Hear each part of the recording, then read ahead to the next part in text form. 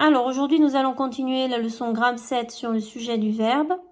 Nous avons déjà vu que le sujet pouvait avoir plusieurs natures. Nous avons travaillé sur le nom propre et sur le groupe nominal. Aujourd'hui, nous allons voir d'autres natures. Alors, premier exemple. Elle a fini son exposé de géographie. Je mets ma phrase à la forme négative pour trouver le verbe de la phrase. Elle n'a pas fini son exposé de géographie. Ma première méthode me donne le verbe a et je dois me méfier parce que c'est le verbe avoir. Donc, je suis peut-être en présence d'un temps composé. Je fais ma deuxième méthode, il s'agit de finir. Donc, je vois bien que mes deux méthodes ne me donnent pas la même chose et que donc, je suis en présence d'un temps composé. Le verbe ici est le verbe finir, qui est un verbe du deuxième groupe puisqu'il se termine en IR et qu'il fait ils sont. Au présent, nous finissons. Il est conjugué ici au passé composé. Le verbe est donc a fini. Pour trouver le sujet, je pose la question qui est-ce qui a fini? Je réponds en plaçant c'est qui dans ma phrase. C'est elle qui a fini son exposé de géographie. Le sujet est donc elle puisqu'il se retrouve entre c'est et qui. La nature de elle est pronom personnel. Il existe plusieurs pronoms personnels sujets comme je, tu, il, elle, on, nous, vous, il, elle. Phrase suivante. Lire lui faisait mal aux yeux. Phrase à la forme négative. Lire ne lui faisait pas mal aux yeux. Il s'agit de faire. Donc ma première méthode me donne lui et faisait. Ma deuxième me donne le verbe faire. Attention ici, lui n'est pas un verbe. Donc, le verbe de ma phrase, c'est faire, qui est un verbe du troisième groupe. Ici, il est conjugué à l'imparfait que je reconnais avec la terminaison AIT. Et le verbe est donc faisait. Je pose donc ma question pour trouver mon sujet. Qui est-ce qui faisait? Je place c'est qui dans ma phrase. C'est lire qui lui faisait mal aux yeux. Entre c'est et qui, je retrouve mon sujet. Donc, le sujet est lire. Lire, sa nature, c'est verbe à l'infinitif. Alors, il ne faut pas s'étonner ici, car quand on cherche le verbe de la phrase, c'est un verbe conjugué. Quand on a un verbe à l'infinitif dans une phrase, ce n'est pas le verbe de la phrase. Il peut avoir plusieurs fonctions, comme ici, sujet. Exemple suivant. J'aime les chiens qui ont les poils longs.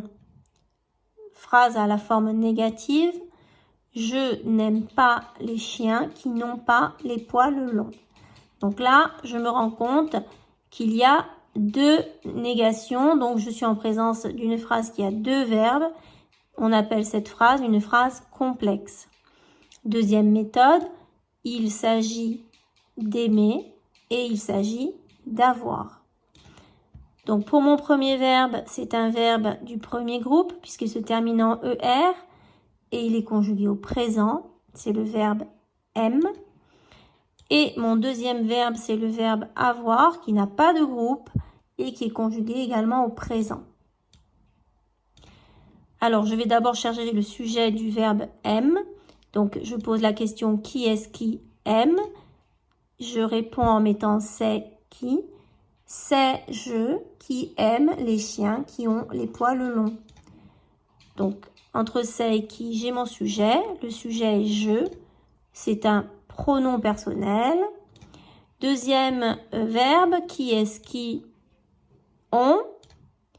Ce sont les chiens qui ont les poils longs. Alors là, il faut faire attention parce que ici, le pronom relatif qui remplace les chiens dans la seconde partie de ma phrase. Donc du coup, le sujet, c'est qui. Ce n'est pas les chiens, malgré ma réponse ici. Sa nature est pronom relatif. En fait, quand j'ai le pronom relatif qui dans une phrase, il est sujet d'un verbe. Exemple suivant, devant moi s'étendait une vaste plaine. Phrase négative. Devant moi ne s'étendait pas une vaste plaine. Deuxième méthode, il s'agit de s'étendre. C'est un verbe du troisième groupe. Il est ici conjugué à l'imparfait. Je reconnais la terminaison en AIT. Donc, le verbe est s'étendait.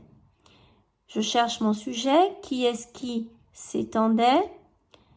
C'est une grande plaine qui s'étendait devant moi. Donc ici, entre c'est et qui, j'ai une grande plaine qui est mon sujet. C'est un groupe nominal puisqu'il est composé d'un déterminant, d'un adjectif et d'un nom. Et on remarque qu'il est placé après le verbe dans la phrase. Dernier exemple, où es-tu? Phrase négative, où n'es-tu pas? Deuxième méthode, il s'agit d'être. Donc là, ma première méthode me donne est et tu. Or, je sais très bien que tu, ce n'est pas un verbe. Donc ici, c'est le verbe être qui n'a pas de groupe et qui est conjugué au présent. Donc le verbe est. Je cherche le sujet. Qui est-ce qui est? C'est tu qui es. Tu est donc le sujet. C'est un pronom personnel. Et ici également, il est placé après le verbe. Donc dans ces deux cas, on remarque que le verbe n'est pas toujours placé, que le sujet n'est pas toujours placé avant le verbe. Donc finalement, le sujet peut avoir différentes natures. Donc je, tu, il, elle, on, nous, vous, il, elle, ce sera un pronom personnel sujet. Lire lui faisait mal aux yeux. Ici, ça sera un verbe à l'infinitif. Alors, ça peut être aussi un groupe infinitif, c'est-à-dire que le verbe va être accompagné par d'autres mots. J'aime les chiens qui ont les poils longs. Donc ici, si je regarde qui, il peut être pronom relatif. Le sujet peut être placé après le verbe.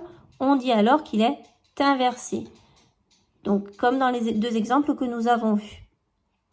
Donc, finalement, d'abord, je trouve le verbe. J'ai 4 méthodes. Il s'agit de ne pas changer le temps en utilisant les mots demain, hier, maintenant et changer le sujet. Ensuite, je trouve le sujet et je pose la question qui est-ce qui avec mon verbe. Je réponds en ajoutant c'est qui ou ce sont qui dans ma phrase. Ça me permettra de ne pas me tromper. Et je sais que les natures du sujet sont nom propre, groupe nominal, alors soit déterminant plus nom, soit déterminant plus nom plus adjectif, déterminant plus nom plus complément du nom, ou déterminant plus nom plus proposition subordonnée relative.